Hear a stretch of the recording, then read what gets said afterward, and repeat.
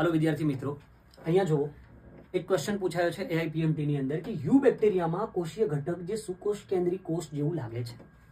પ્રશ્ન જોતા જ છોકરાઓ ઓપ્શન જોવે છે કોષ દિવાલ, કોષરસ પટલ, કોષ કેન્દ્ર અને રિબોસોમ અને આંખ બંધ કરીને આન્સર આપી દે છે બેટા રિબોસોમ। અહીંયા જવાબ મોસ્ટ ઓફ સ્ટુડન્ટ જે છે રિબોસોમ આપે છે। એનું એક રીઝન છે કારણ કે સ્ટુડન્ટ એવું વિચારે છે કે રિબોસોમ ચાહે આદિકોષ કેન્દ્રીય હોય ચાહે સુકોષ કેન્દ્રીય હોય બંનેમાં કોમન છે। બટ બેટા ધ્યાન રાખજો કે આદિકોષ કેન્દ્રીયમાં જે રિબોસોમ્સ છે એ 70S છે, જ્યારે સુકોષ કેન્દ્રીયમાં જે રિબોસોમ્સ છે એ 80S છે।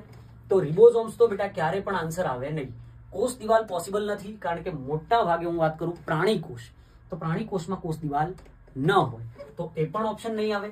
ઓકે, કોષ કેન્દ્ર તો આ તો આવી જ ન શકે કારણ કે અહીંયા કોઈ પણ પ્રકારે કોષ કેન્દ્ર જોવા મળતું નથી અને અહીંયા સુવિકસિત કોષ કેન્દ્ર છે કારણ કે આનું ડીએનએ કેવું છે, એકદમ ખુલ્લું છે, નેકેડ છે।